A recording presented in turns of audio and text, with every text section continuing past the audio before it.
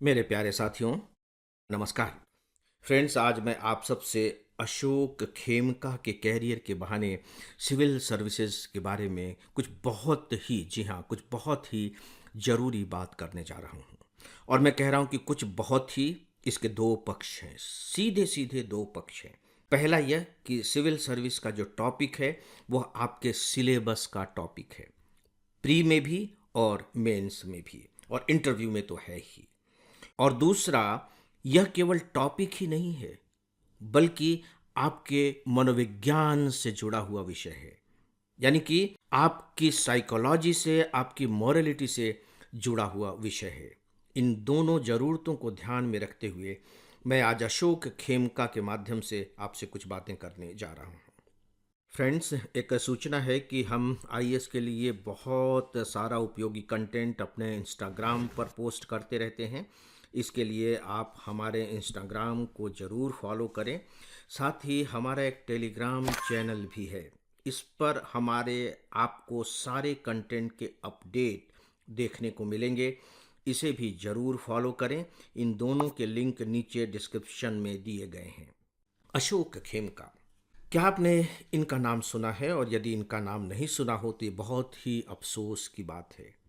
अशोक खेमका लगातार न्यूज़ में बने रहने वाले ऑफिसर, एक आईएएस ऑफिसर, अभी कुछ ही दिनों पहले जो रिटायर हुए और रिटायरमेंट के बाद फिर से एक बार वे चर्चा में आए।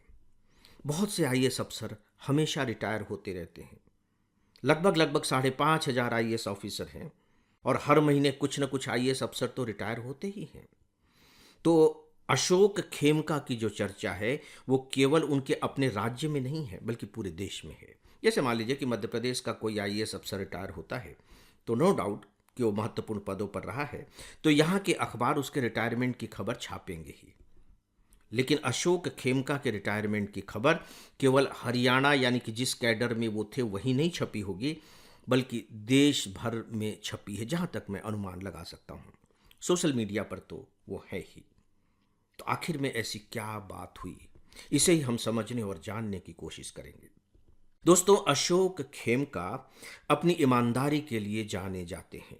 खबरों में फिलहाल जो सबसे महत्वपूर्ण बात कही जा रही है, एक ही लाइन है उसकी, और वो ये है कि अपने 34 साल के कैरियर में उन्होंने 57 ट्रांसफर देखे। देखिए, इस आंकड़े में थोड़ा बहुत फर्क आपको पढ़ने को मिल जाएगा। कोई 34 साल कह रहा है, कोई 33 साल कह रहा है, कोई 57 ट्रांसफर कह रहा है, कोई 59 ट्रांसफर कह रहा है। उसे कोई फर्क नहीं पड़ता, क्योंकि जो तथ्य है वो कुल मिलाकर के यही है कि इतने सारे उनके ट्रांसफर हुए। चलिए हम 55 ही मान लें, 33 साल का कैरियर मान लें और 55 ट्रांसफर मान लें। इसका मतलब है कि अगर हम औसत निकालें तो किसी भी एक पद पर वो शायद 7-8 महीने से ज़्यादा नहीं रह पाए, 9 महीने रह पाए होंगे औसतन। तो क्या यही एक आईएएस अफसर की नियति होती है? जब आप इस तरह की खबरें पढ़ते हैं तो सबसे पहली बात तो हम यह देखें कि यदि आप सिविल सर्विस की तैयारी कर रहे हैं, हो गए हैं, तब की बात खत्म है, क्योंकि होने के बाद तो फिर आप में मैच्योरिटी आ जाती है। लेकिन यदि आप सिविल सर्विस एग्जाम की तैयारी कर रहे हैं तो आपके दिमाग पर इन खबरों का किस तरह का प्रभाव पड़ता है, मैं समझ सकता हूं। मैं आपके स्तर पर उतरने की क्षमता रखता हूं। पहली बात जो आपके दिमाग में आएगी वो ये कि बाप रे बाप, 33 साल और 57 ट्रांसफर, यानी कि सजा मिल रही हो। दिमाग में दूसरी बात आती है, और ऐसा लग रहा है जैसे कि 1.5 साल में 2 बार ट्रक में सामान लद रहा है और फिर वो लदा हुआ सामान दूसरी जगह जाकर के उतर रहा है। यानी कि हम एक जगह से दूसरी जगह पर, एक जगह से दूसरी जगह पर भाग रहे हैं। और सच में जब हम इस तरीके से भाग रहे हैं तो हमारे परिवार वालों को कितनी तकलीफ होती होगी, हमारे अपने बच्चों की पढ़ाई कैसे हो सकेगी, ये बातें आती हैं। और फिर ये लगता है कि ऐसा मालूम पड़ रहा है जैसे कि अशोक खेमका हर समय सत्ता से टकराते रहे हैं और इसके बदले में उनको ये सजा दी जा रही है। दोस्तों, इसका जो मनोवैज्ञानिक प्रभाव है कुछ इसी तरह का होता होगा। फिर आप अपने लिए निष्कर्ष निकालेंगे कि यार फिर ईमानदार बने रहने से फ़ायदा क्या है। और अगर आपको लगता है कि ईमानदार कौन रहता है यार, तो ठीक है, आप सिविल सर्विस की तैयारी करेंगे, पूरे जोश खरोश के साथ तैयारी करेंगे। और यदि आपको लगता है कि नहीं नहीं भैया, मुझे तो ईमानदार रहना है और आईएएस बनना भी है, तो फिर आपके अंदर का जो जोश है वो डेफिनेटली ढीला पड़ जाएगा कि मुझे ईमानदारी का पुरस्कार क्या मिलेगा। जिसके लिए मुझे पुरस्कार मिलना चाहिए, उसके लिए मुझे ट्रांसफ़र की सज़ा मिलेगी। मैं लगातार तनाव में रहूँगा, मैं लगातार संघर्ष झेलता रहूँगा, तो ऐसी नौकरी से फ़ायदा क्या है? इसी तरह की बातें आएंगी और ये दोनों ही स्थितियां खतरनाक है। चाहे आप ये सोचें कि ठीक है यार, नौकरी में जाने के बाद क्या फ़र्क पड़ता है, नौकरी करते रहेंगे, कौन मुसीबत मोल ले, वो भी खतरनाक बात है। और दूसरी बात कि ये तो बहुत बुरी नौकरी होती है, तो क्यों हम तैयारी करें, वहाँ जाएं ही क्यों, ये भी बुरी बात है। सच में अगर आप ईमानदार हैं तो सिविल सर्विसेज को आपकी बहुत ज़्यादा ज़रूरत है, क्योंकि अच्छे सिविल सर्वेंट की ज़रूरत समाज को है और देश को है। तो फिर सवाल ये उठता है कि आप करें क्या। मैं इसी पर दोस्तों बात करने जा रहा हूँ, बहुत ही व्यावहारिक स्तर पर बात करने जा रहा हूँ। तो आइए पहले कुछ तथ्यों को बहुत आराम से समझ लेते हैं, क्योंकि यहाँ केवल निगेटिव निगेटिव नहीं है, यहाँ बहुत सी पॉजिटिव चीज़ें भी हैं जो सामान्य तौर पर हमें दिखाई नहीं देती हैं। पहली बात, आपके दिमाग में ये बिल्कुल स्पष्ट होनी चाहिए, बिल्कुल स्पष्ट, कि जो ट्रांसफ़र होता है, ट्रांसफ़र पनिशमेंट नहीं होता है।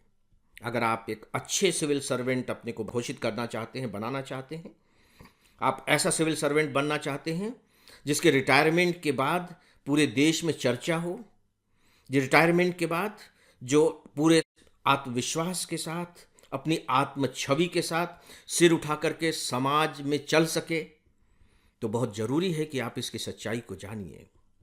और अभी से आपको अपने दिमाग में ये बात बैठा लेनी चाहिए कि जो ट्रांसफ़र है वह पनिशमेंट नहीं है। दुर्भाग्य से हमारे यहाँ, चाहे वो अखबार हो, मीडिया हो या समाज ही आपस में क्यों न बातचीत करता हो, ट्रांसफ़र को पनिशमेंट मान करके चलता है। ट्रांसफ़र को आपको इस रूप में मान करके चलना चाहिए, इस रूप में देखना चाहिए कि सरकार ने एक पद बना रखा है और वह पद एक आईएएस ऑफिसर के लिए है, तो उस पर किसी न किसी आईएएस ऑफिसर की ही नियुक्ति होनी है। दूसरा व्यक्ति उस पद पर नियुक्त नहीं किया जा सकता, और आप आईएएस ऑफिसर हैं। तो हमने एक बड़े विचित्र किस्म का ये विभाजन कर दिया है, जो या तो अधिकारों पर आधारित है या फिर करप्शन पर आधारित है।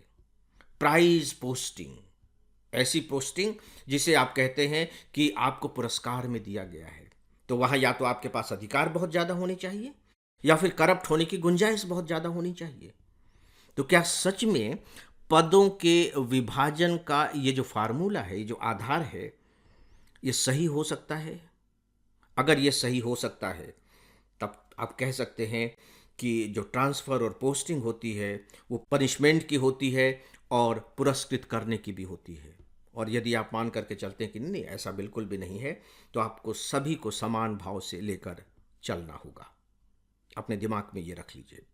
दोस्तों, यहाँ जो एक दूसरी महत्वपूर्ण बात है, मैं अभी व्यावहारिक स्तर की बात कर रहा हूँ, कि आपको लग रहा है कि 33 साल में 57 ट्रांसफ़र, तो दिमाग में किस तरह की इमेज आ रही होगी। मैंने आपसे अभी इससे पहले कहा था कि ट्रक में सामान लद रहा है और ट्रक से सामान उतर रहा है, एक घर से आप दूसरा घर बदल रहे हैं, तो ऐसा लगता है जैसे कि अशोक खेमका जी ने एक साल में 57 घर तो बदले होंगे। इसकी रियलिटी को जान लीजिए। एक बार जब आपकी फील्ड पोस्टिंग पूरी हो जाती है, आप शुरुआत करते हैं एसडीएम से, करते हैं एडीएम से, करते हैं फिर डीएम बन जाते हैं। इसके बाद कैरियर का जो ज़्यादातर समय होता है वो सचिवालय में बीतता है। बीच बीच में दूसरी पोस्टिंग्स कुछ होती रहती हैं, जब आप कमिश्नर बनाए जाते हैं या और किसी दूसरे पद पर नियुक्त किए जाते हैं, तो हो सकता है कि आप थोड़ी सी अपनी राजधानी से दूसरी जगह जाकर के काम करने के लिए कहे गए हों। अदरवाइज आपका ज़्यादातर जो समय होता है वो सचिवालय में ही बीतता है। जब आप सचिवालय में काम कर रहे होते हैं तो आपको एक सरकारी मकान राजधानी में दे दिया जाता है। अब जो सचिवालय है उसमें इतने सारे मंत्रालय हैं, इतने सारे डायरेक्टरेट हैं, बहुत सारे ऑफिसेज वहीं हैं। तो पता लगा कि आपका ट्रांसफ़र तो हुआ है और बदला क्या है, पहले आप रूम नंबर 20 में बैठते थे, अब आप रूम नंबर 42 में चले गए हैं। बिल्डिंग वही है, रूम नंबर 42 में चले गए हैं। आप जिस घर में रह रहे थे, वो घर वही है। जिस गाड़ी में आप आ जा रहे थे, उस गाड़ी का प्लेट नंबर बदल गया है, बस। गाड़ी अभी भी आपके पास है। आपका फ़ोन नंबर बदल गया है, जो नीचे का आपका स्टाफ है वो बदल गया है, बाकी कुछ नहीं बदला है। हाँ, आपके जो अधिकार हैं, याद रखिए, अधिकार आपके अभी भी वही हैं जो उस विभाग के किसी भी अधिकारी के अधिकार होते थे। अब ऐसा तो नहीं है कि आप एक ही अधिकार को लेकर के अलग अलग डिपार्टमेंट में घूमते रहेंगे। अधिकार तो आपको अपने कर्तव्यों को निभाने के लिए दिए जाते हैं ना। अधिकार आपको एंजॉय करने के लिए नहीं दिए जाते। आपको एक पद दिया गया है, उस पद के लिए कुछ कर्तव्य निर्धारित किए गए हैं, आपको जिम्मेदारियां दी गई हैं, और आपको अपनी उन जिम्मेदारियों को पूरा करना है। उन जिम्मेदारियों को पूरा करने के लिए जिस तरह के अधिकारों की आपको ज़रूरत है, उस तरह के अधिकार आपको दिए गए हैं। सीधी सी बात है। तो अधिकार बदल गए हैं।